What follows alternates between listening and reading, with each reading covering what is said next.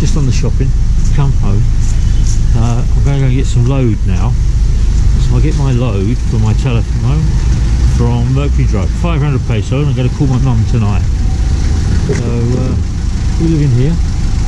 So studio apartment is 10,000 pesos a month. But you can get one of these 3-bedroom units for around 15,000 a month, which is a 3-bedroom, dirty kitchen, bathroom, nice lounge area, and that's 14,000. We're gonna get some load, and then we're gonna walk up here, and then I'm gonna do a little vlog up here about some property and talk you through some prices. So today is going to be about how much was my shopping and how much was accommodation. It's really nice. The sun is glorious today. It's really nice. So I'll be back in a second.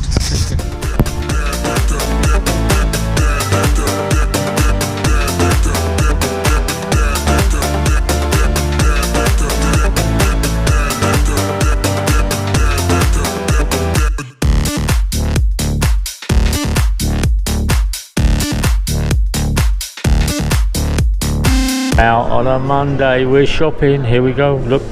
So this is our monthly update at the end of the month. So it's the 28th of February and we're doing an update on our shopping. Okay, so here's our shop. They run out of bonus water, so we had to turn around and go and get natural spring. Natural spring for 6 litres is 63 peso. And then the bonus, which is at the other end, there's only 2 of those in the shop. So that was at 50 pesos. So same size, but there is 6 peso difference between what you get in one and what you get in another. But anyway, not to worry. So our shop this month, this week, was 3,500 roughly. And Annie gave me a 500 peso voucher, which she got from work. So it's around 4,000 peso for this. So this month, it's gone up slightly. Yeah, it's gone up by 217 peso compared with last month's weekly shop at the end of January. We got no meat and we got no fish and we got no protein, but we've got our fruit and we've actually got our biscuits and we've got our noodles and we've got our flour and we've got our milk and our other little bits we do.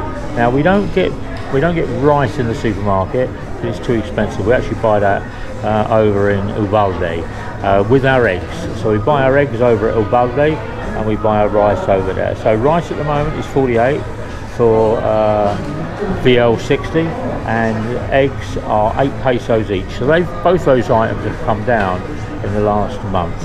But we're here in tea and coffee bean. PepsiCo, I get Diet Pepsi in the bottle rather than the tin. The reason I do that, the tin is 28 peso for a 300 ml tin. However, the 600 ml PET bottle is only 29.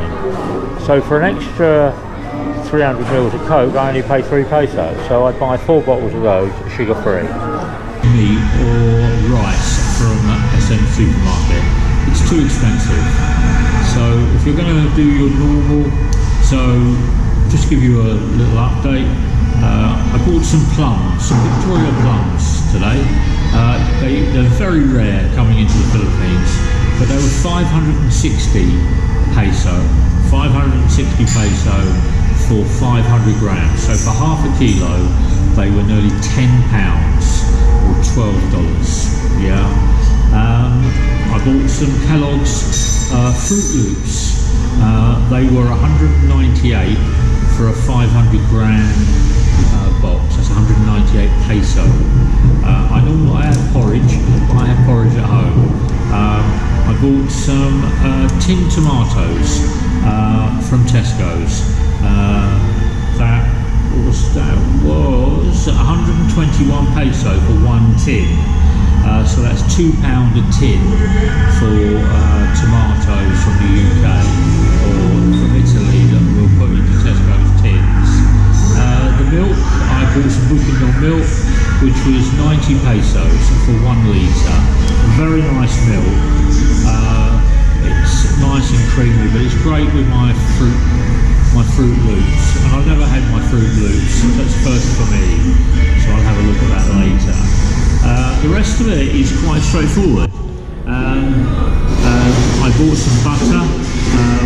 Unsalted butter was 220 pesos for one pack. That pack size is the same as a normal pack size that you get in your country, in the UK or France. It's 200 grams. Okay.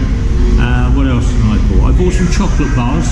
I bought some Cocoa Crunch chocolate bars with no sugar, and they were 7 peso each bar, which is very, very good. Okay.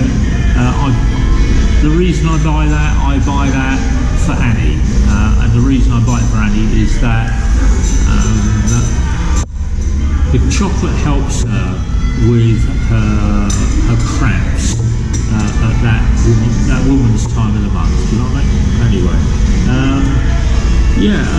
straightforward. I bought some chocolate sachets, bitter chocolate sachets. They were 12 peso each. But anyway, yeah. So that's my shopping list. There we go.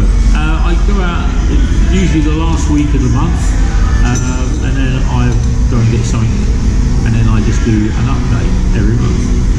There we go. Now this is a cup of coffee, a latte, single shot latte. It's 110 peso, and it comes with my iced water.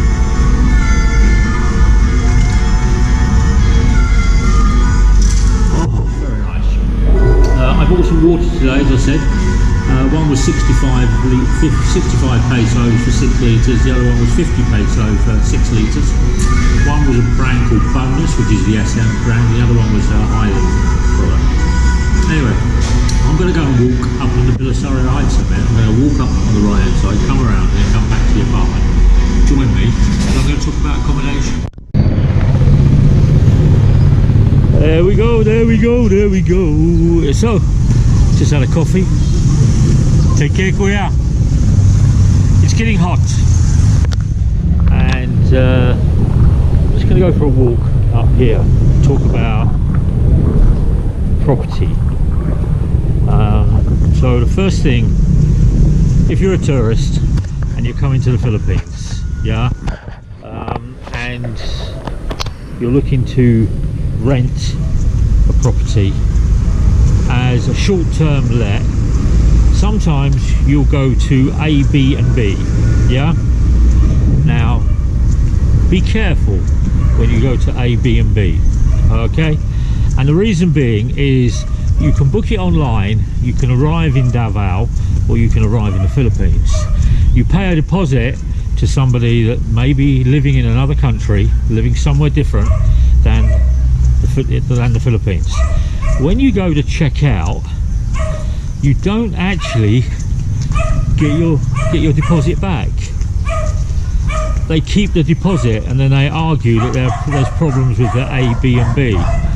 So not all A, B and Bs are like that, but some are, and it's a nasty scam, yeah? So be careful of that. Okay, so if you're going to come here and you're going to look to rent a property, you could rent something like this. This will cost you around 12,000 pesos a month for a house. A house like this in the background will cost you around 40,000 pesos a month. So there is a huge swing on property prices. Now, if you rent a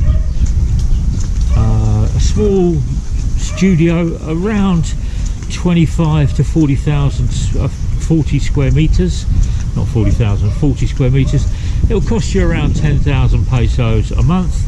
Then you've got your water, then you've got your electricity, and it's just started to rain, guys. Look at that, yeah. Anyway, so that's going to be what you pay on your studio.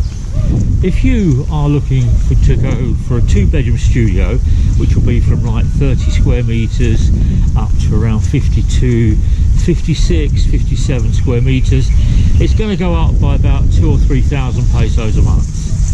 Then if you want to go to a 2-bedroom property or condo, then you're going to be looking at another 2,000 to 3,000 or 4,000 on top of that, and the increments are all around 2,000 to 3,000 to 4,000 depending on how many beds you're going to have.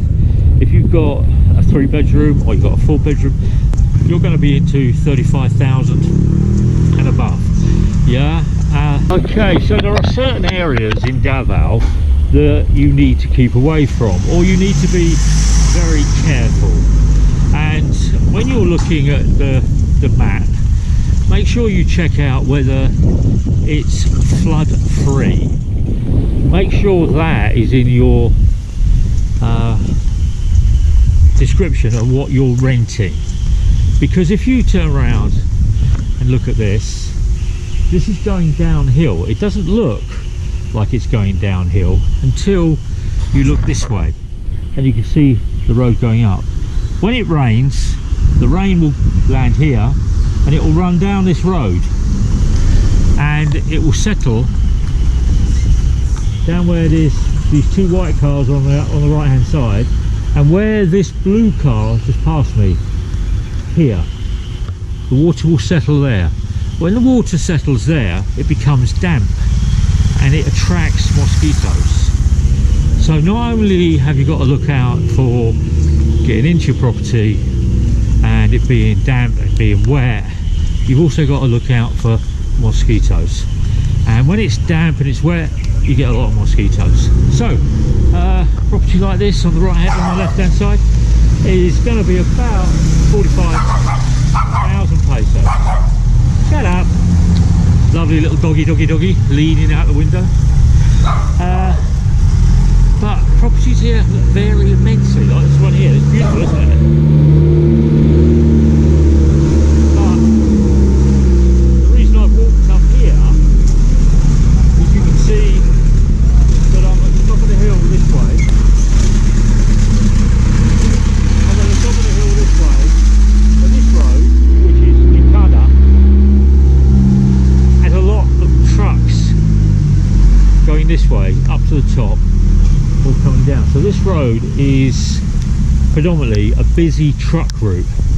The other issue you have in this Belisario Heights is over this way is the airport and the flight path. Anyway, it's just starting to rain. It's there.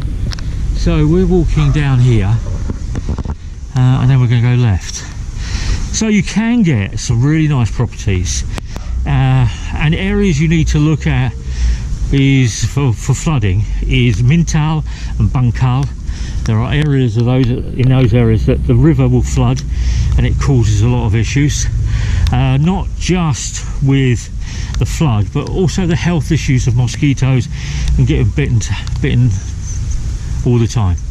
Now the other areas is Kapatian, which is up near City Mall, up in near Bohanging. That road runs out and then drops into a massive valley. Now there's a friend of mine, Andy, he lives over there. He's got a great deal on a 1-bed apartment. There we go. The rain is coming and I'm out in the rain again. So he's got a 1-bedroom apartment, and his 1-bedroom apartment is 7,000 pesos. But he has to pay his electricity, he has to pay his water, but lots of mosquitoes because he lives at the bottom of a valley. So when you're coming here, be careful of where you're renting and what you're renting. Okay, so this red property here, nice flat bungalow, big size, it's around 65,000 a month to rent something like that. To buy will be about 6.5 million. Okay, but as a tourist you're not going to be coming to buy, you're going to be coming to rent, whether that's a short-term rent or a long-term rent. But you want to turn around and keep somewhere that is fairly local or fairly close to the centre of Davao.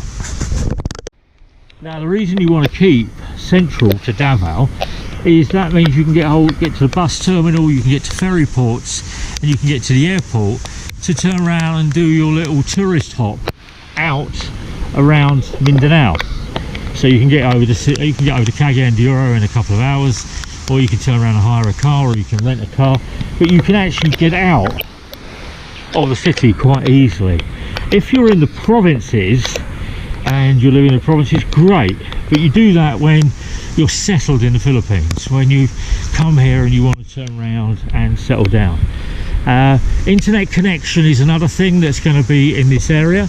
It's good internet connection, but in the provinces it's a bit sketchy. A friend of mine has a friend who lives up in Buddha, and he struggles with 3 or 4 different internet providers trying to get a signal. Yeah, that's a nice plot. Yeah, so that will be around 250 square meters of plot, 300 square meters maybe, and here it will be 1,500 peso per square meter. That's that slot. Yeah, it was cleared a couple of months ago, but nobody's actually put an offer in.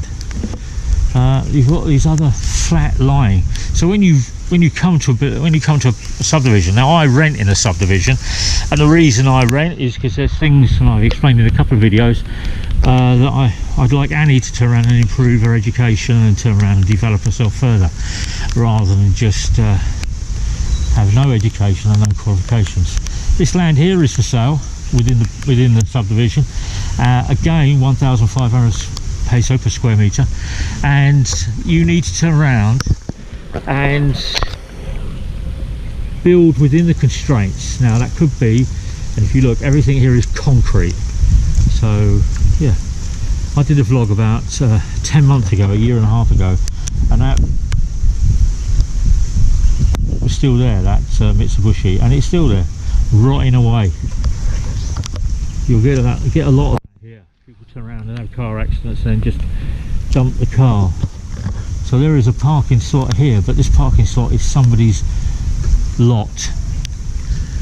Yeah, there we go. So this is new. Okay, it's parking below, so it's got rental property above. Yeah, so yeah, so what you need to look at is make sure, look closely if you're coming here to do Uber or what's it called, Airbnb. Be very, very careful. If you're looking for a subdivision, make sure it's close to the city centre. Now if you're going to rent a condo, and there's lots of people come into Davao and they rent condominiums, where it's Aeon Towers or a Breeza or City Mall or Verdun Park or Enclave, they all charge a premium for the rent, and there's always a management fee attached to the rental fee. Now people don't understand that you're still liable for that rental fee. You're still liable to turn around and pay the rent, and then there'll be the add-ons that go with it. Yeah, lovely house, isn't it? That's all been cleaned up since I was here. It was all overgrown, and they spent a fortune doing it up and repainting it. It used to be a bit like this, a bit dark and shabby and run down because the person's run out of money. So they rent this out now on the right hand side, but the owners own the property, own the land, but they don't give a monkeys about renting it out. And that's what you've got to understand when you rent a property here. The owners, some owners don't care. Yeah, they'll just use it as a dumping ground. So make sure you turn around and you find something that is good for you. Now I live at the bottom and I'm coming down to where I live. Yeah, this area over here, parking area, but it's also got water area, so it's a flooded area. They've improved the drainage, but it still gets mosquitoes.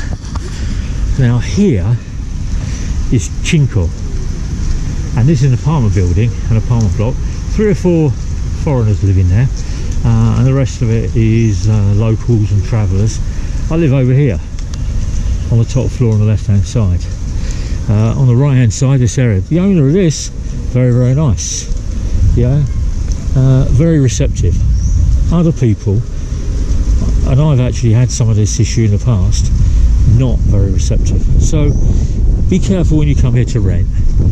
You can rent anywhere from 7,000 for a 1-bedroom property as an apartment but you need to ask why, because the normal going rate is anywhere between 10 and 15,000 a month, and then on top of that you pay your electric and you pay your water. So be careful, watch what you're doing, and I'll do an update with some pictures tonight on this vlog of things that you can find on La Muda.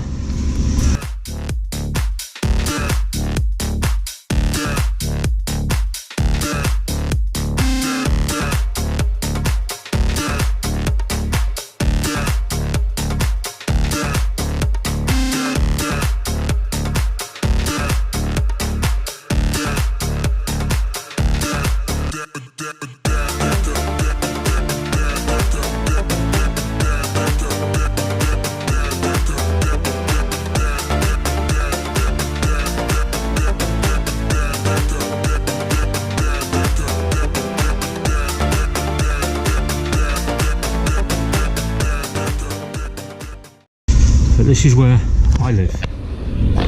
I have my off-road parking. We walked up the road over there and we come back down that road. Now I did a vlog on this area because it doesn't, they all turn around and says no flooding, but I've got a vlog on this where the water outside of the road here was at 5.5 feet deep. Okay, that's a one-off in 2.5 years, but it still happens. Right, grey skies. Grey skies, nothing but grey skies over me.